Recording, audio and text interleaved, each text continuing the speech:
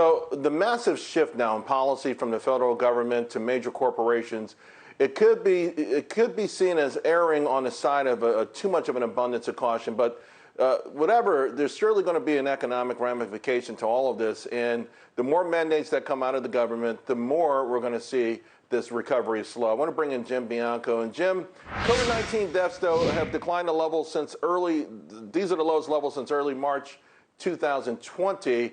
Still, the restrictions are coming. They're going to be impactful. How do you see them influencing the economy and even the stock market? Well, you're right that we've got the cases, the deaths, the hospitalizations are down, but the case counts up. And unfortunately, politicians make the decisions off of case counts. There's two ways to look at it. One, when the restrictions come, that means less economic activity. That means lower earnings. That sounds like it's bearish for the market. But I think the way Wall Street's looking at it is, look at what Biden also announced today.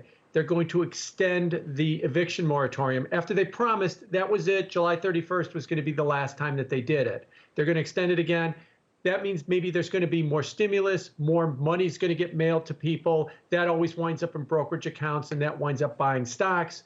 So maybe what they're looking at is this idea that restrictions means more mailed money, and we saw from the spring that that was bullish for the stock market. So that seems to be the prevailing wisdom in the market. So we're back to this bad news is good news kind of scenario for the U.S. equity market.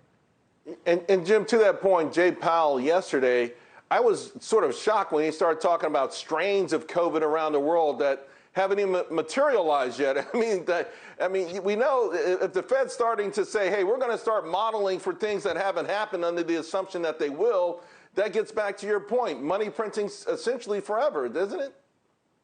Yeah, I mean, that's exactly where they were at. You know, they're looking at the economy and they're looking at saying, how can we help? And that's how can we print money? How can we help the government buy their bonds so that they could send out more stimulus as well, too? And all of this comes back to this idea that there's no inflation. Even though there is inflation, according to the statistics, the perception is that it's transitory. And Jay Powell said it could be transitory for a whole another year, and yet that should open the door for more money printing. I mean, Charles, at this point, I guess the 1970s was transitory as well, too, and with the way that they're thinking about this inflation thing. But for right now, they're looking at how they can spend more money if we actually have to go back with some rollbacks on reopening the economy. Yeah, no, I mean, there's no doubt that both the federal government and Federal Reserve are going to seize on this. Let me shift gears, and I got a minute to go, but I got to get your thoughts. Yesterday, Senator Elizabeth Warren, she warned everyone about those shadowy super coders and the DeFi revolution and the Bitcoin revolution. I guess she was talking about folks like you. What do you think? You know, first, I don't know if she really understands. I mean, I'll get technical on you, that we use open source coding. What that means is that those shadowy coders, they make their code public. Anybody can review it and inspect it and run it separately on your own computer to see if it works fine.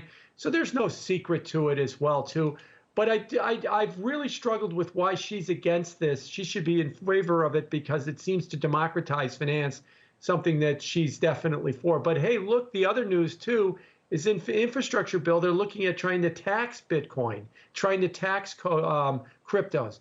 Boy, the world's upside down now that the anti-government libertarian types are celebrating the taxing of it because that means they're not going to ban it. So it's going to stick around for a little bit of time.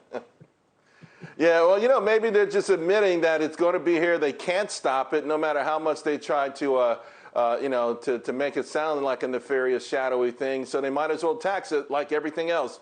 Jim, always appreciate our conversations. Thank you so much. Thank you.